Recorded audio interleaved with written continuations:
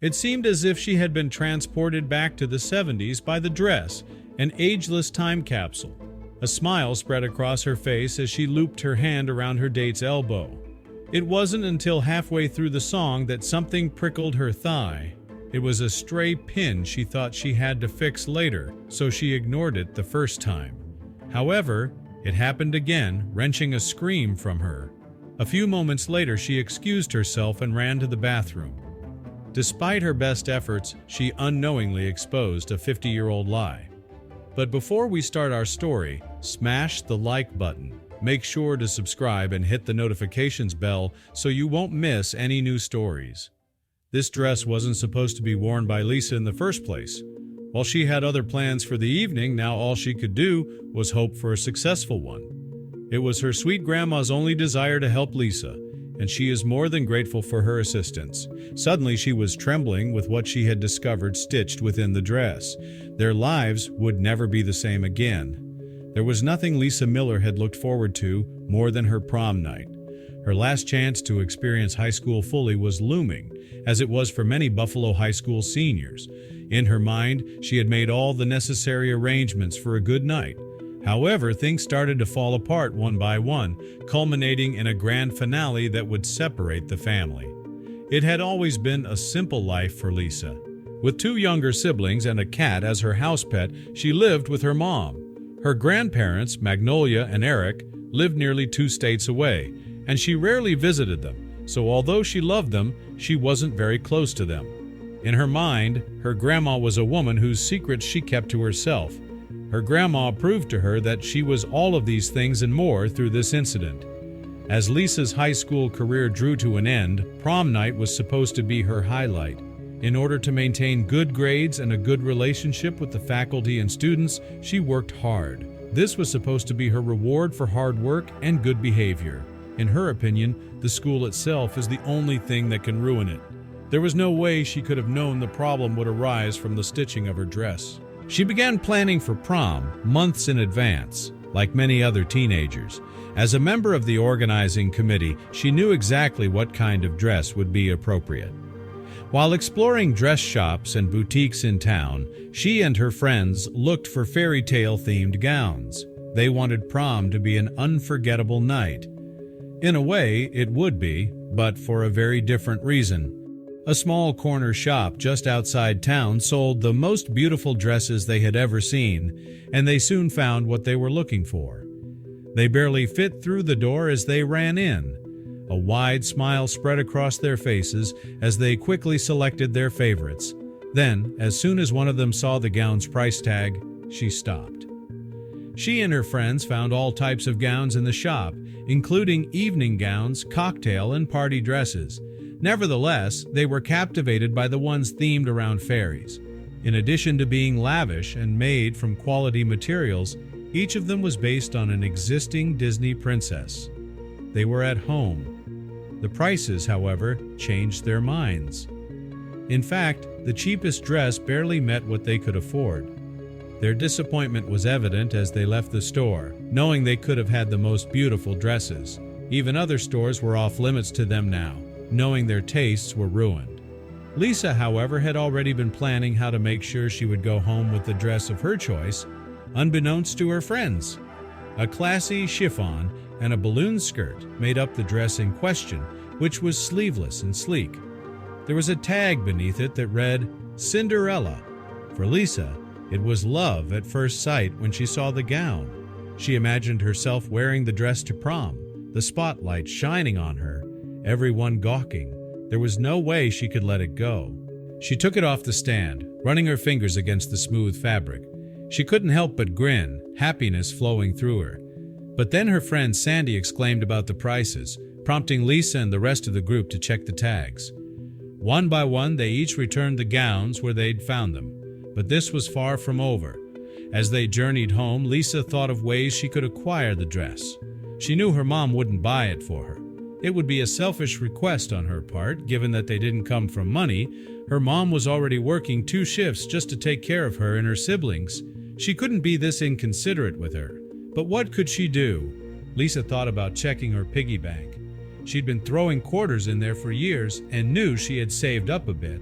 but none of it would be enough to reach half the price the dresses were going for. She scratched her head, trying to figure out the best way forward. There was no way she was letting go of her dream gown. The blue chiffon gown had ruined other dresses for Lisa.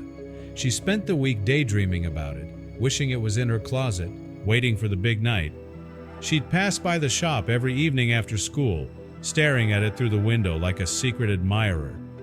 If only she knew that getting it would lead her to open a wound her grandma had sewn shut decades earlier.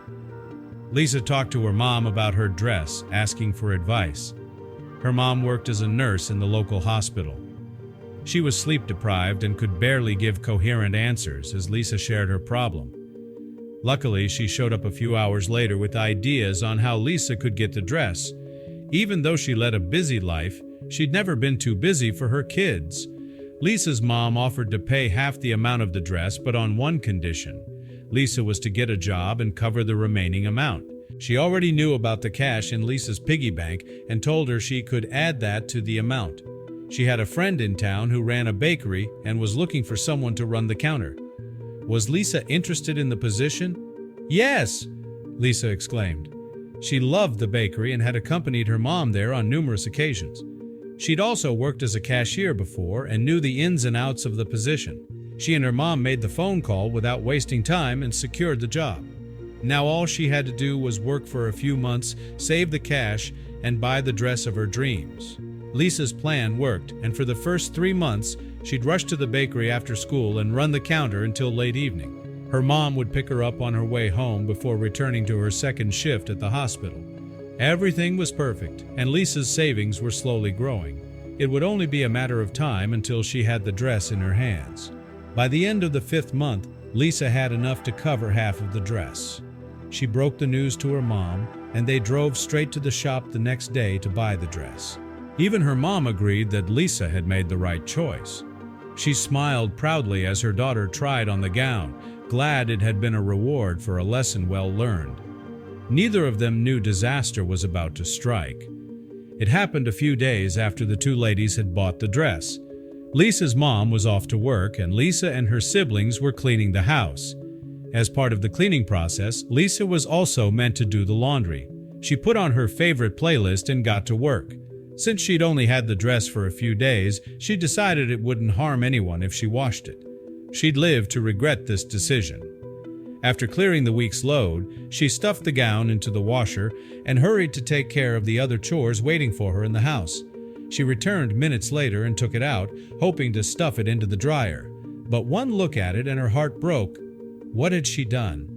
The wash had reduced the dress to a wrinkled mess, with strings coming out of the seams and parts of the expensive chiffon destroyed.